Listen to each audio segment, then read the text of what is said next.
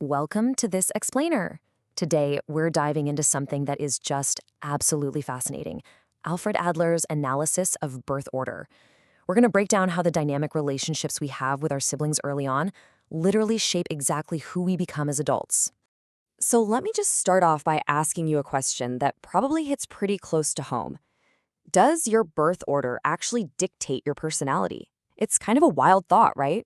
But we all have this natural curiosity about why we act the way we do, especially when it comes to our own families. Like, are the oldest siblings really always the bosses? Are the youngest actually the rebels? Well, we're going to see exactly what the research says. Here's a quick look at our agenda for this explainer. Number 1, the family social laboratory. 2, the 5 sibling archetypes. 3, the clinical strengths of the model. 4, limitations and cultural bias. And 5, finding your significance. All right, part 1, the family social laboratory. In Adlerian therapy, they actually call this space the family constellation. Think of it as your primary social laboratory. It's literally the testing ground where your entire lifestyle is first formed. This is where your overall habits, your relationship patterns, and honestly, your deepest beliefs about the world are initially constructed and tried out. And to really get how groundbreaking this was at the time, check out this quote. Alfred Adler was the first major psychologist to emphasize that birth order are psychological influences that shape a child's perception of how to belong and find significance. That is a massive paradigm shift. He totally moved psychology away from just looking at cold biological facts and instead focused on those deep psychological influences to explain how we search for belonging.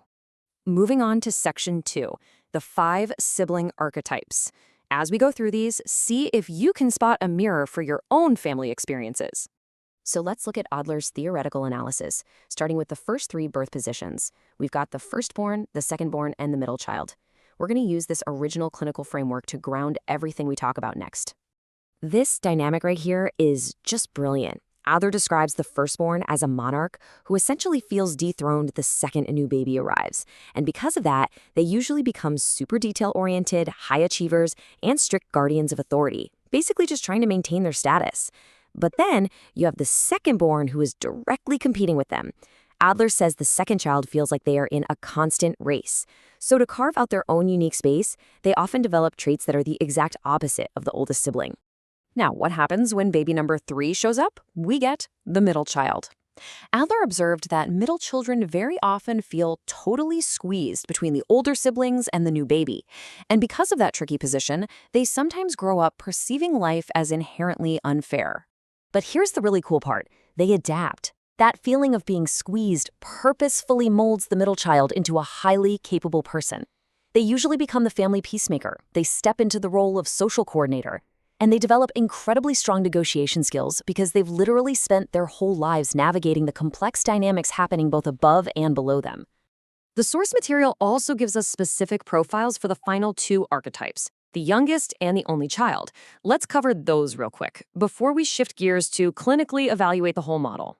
First up, the youngest, or the baby of the family. Since they're usually pampered by basically everyone, Adler saw 2 very distinct paths they can take.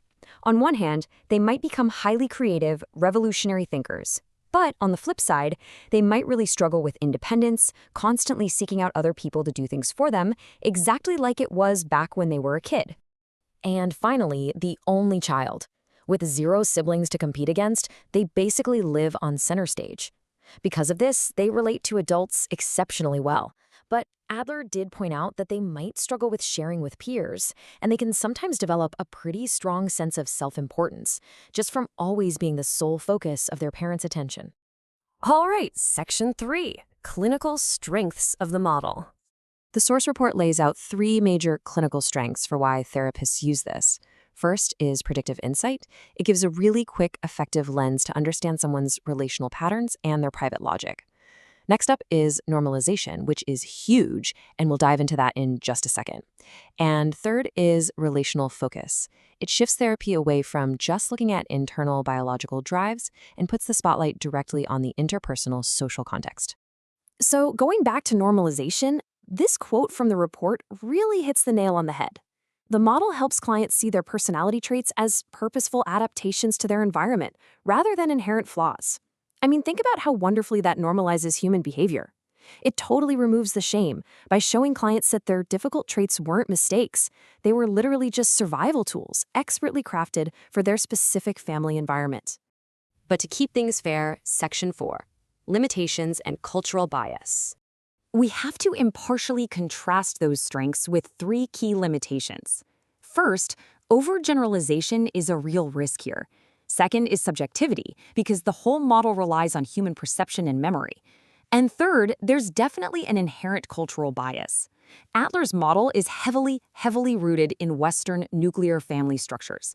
And we know for a fact that sibling dynamics vary wildly across different cultures around the globe. And we absolutely need to emphasize this crucial distinction. This is a psychological birth order, okay? It is not a rigid rule. The actual years between siblings or gender differences can completely alter the dynamic. So Adler's framework is just a flexible psychological tool to help us understand behavior. It's not some absolute law of physics. And what's really fascinating here is the reminder about subjectivity. The report says it relies heavily on the client's perception of their place, which is subjective and prone to memory bias. So when therapists apply this model, it honestly matters less what historically actually happened in the household, and way more how the client personally perceived their place in that family constellation. All right, bringing it all home with Section 5, finding your significance. To tie all of this together, let's look at the actual conclusion of the Adlerian report. This really cements why, even with the cultural limitations and the subjectivity, this is still such a foundational assessment tool in psychology today. The report concludes with this incredibly powerful idea. Revealing this social laboratory of the childhood home offers profound insights into an individual's movement towards significance and belonging in adult life. Basically, by examining that original family laboratory, we can unlock a detailed map of exactly how we are currently navigating the adult world, just trying to find our own sense of significance and belonging. Which leaves us with this final, really provocative thought. If your birth order was just your very first social laboratory, how are those early experiments still shaping your search for belonging today? Take a look at your modern relationships, your career, your friendships. The survival tactics you developed as a kid to fit into your family constellation might literally be running the show right now. Thank you so much for joining me on this explainer. I hope it sparks some amazing curiosity for you today.